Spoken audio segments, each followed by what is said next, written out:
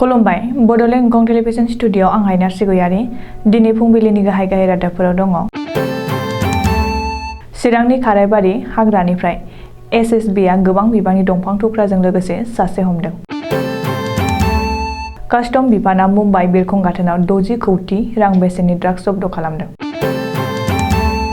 आसामनि जोबथेसालियाव थानाय सा 22 बांलादेशिखौ हगारफिनबाय। आसाम साहित्य सभाया गोदान इउटुब चेनेलनि गेजेरजों गां 500 बिजाबखौ डिजिटेलाव बेखेवदों। नगावआव बिन'द दुलु बराया मैदेरनि जाग्रा आदार खुलि फसंदों। गुजरातआव 2000 कौटि रांनि ड्राग्स बोखांदों। दानिया फैदो आबुं रादाबाव।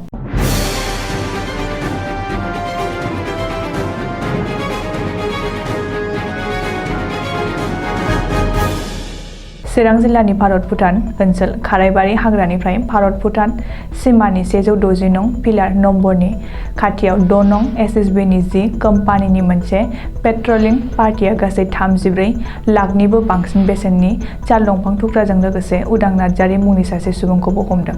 दंफां थुख्राजों लोगोसे उदां नार्जारिखौ आथिखालाव रनिकाटा फरेस्ट रेन्ज अफिसाव जमा खालामबाय होननानै एसएसबीनि सुलुङाव फोरमायदों।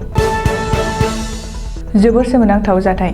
गोबां गोख्रोंथिजों नोजोर होसेयावबो पुलिसनि रैखाथि हान्जानि मेगनाव हाद्रि सारनानै आथिखालाव ड्राग्स माफिया एबा फालांगिरिफ्रा गोबां रोखोमनि खायदा बाहायनानै गुबुन गुबुन हादोरनिफ्राय बिरखंनि जोहै फालांगि खालामनायखौ नुनो मोन्दों। रबिबारखालि फुङाव जिम्बाब्वेनिफ्राय बिरखंजों फैनाय सासे आइजोखौ सिग्रोमनानै मुम्बाइ बिरखं गाथोनाव कास्टम आरो एक्साइज बिफाना 60 कौटि रां बेसेननि हेर'इन ड्राग्स जब्द खालामनो हादों। आसामनि माखासे जोबथेसालियाव जोबनानै दोनजानाय गासै सा 22 बांलादेशि खैदिफोरखौ सोरखारा हगारना होफिनबाय। मख'जाथावदि आसामनि गुबुन गुबुन जेलाव थानाय गासै सा 22 बांलादेशि सुबुंफोरखौ गाव गावनि जायगायाव थांनानै थाहैनो थाखाय थिनहरनाय जाबाय आरो बर्डार पुलिसनि जोहै इन्टारनेशनेल बर्डाराव पुशबेक खालामनाय जाबाय होननानै सुलुङाव फोरमायदों। करिमगन्जनि सुतारकान्दी चेक बर्डरनि गेजेरजों सा 22 बांलादेशि सुबुंफोरखौ बीएसएफ आरो आसाम पुलिसनि नुजाथिनायाव बांलादेशनि बीजीबीनि आखायाव गथायनाय जादों। हगारजानाय सुबुंफोरखौ कामरुप ग्रेयाम सा 1, खोला सालमारा सा 2, बङाइगाव सा 1, सिलचर सा 2, करिमगन्ज सा 3, गवालपारा सा 7, नलबारि सा 1 आरो गुवाहाटी जिल्लानिफ्राय सा 5 बांलादेशिखौ हगारनाय जादों। आथिखालाव 105 बोसोराव आगान होनाय असम साहित्य सभाया गां 500 बिजाबखौ डिजिटेल महर होनानै गोदान इउटुब चेनेल बेखेवदों। कटन इउनिभार्सिटिनि vice chancellor doctor Bhabesh Chandra गस्वामीआ बे हाबाफारिखौ बेखेवनानै होदों। हाबाफारिखौ जागायनायनि सिगां सिर चेनेहि मर फासा जाननि बे रावजों देंखो रोजाबग्रोनाय जादोंमोन।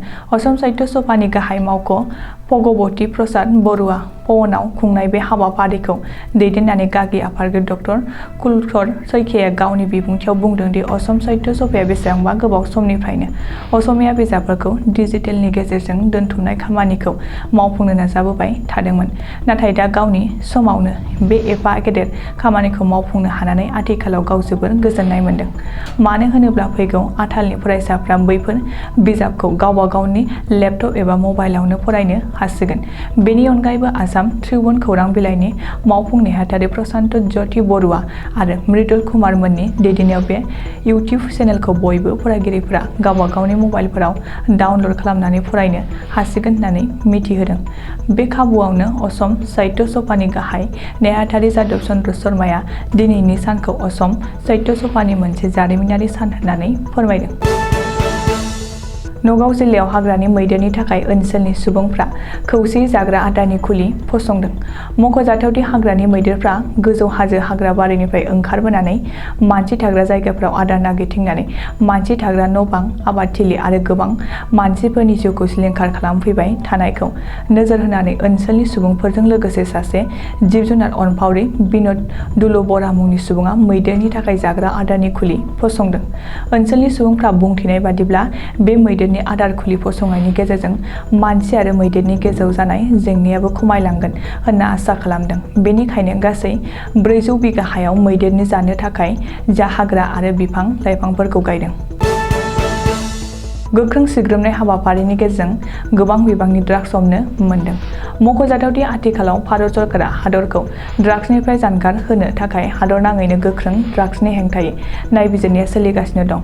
नाथाय बे समावनो गुजरातआव 800 किल'ग्रामनि ड्राग्सखौ भारतनि नेभि आरो कन्ट्रल बिउर'निफ्राय स्रोद खौरां मोननानै बिथा खालामनानै जथायै पुलिसफ्रा सनदाननायनि गेजेरजों 529 किल'ग्राम हाशिश, 234 किल'ग्राम क्रिस्टेल मेथाम्फेटामाइन गोबां बिबांनि हेर'इनखौ हमनो हादों, जायनि बेसेना 2000 कौटि रांनि। दिनै फुंबिलिनि रादाबा एसेनोसै। गोजोन्थों।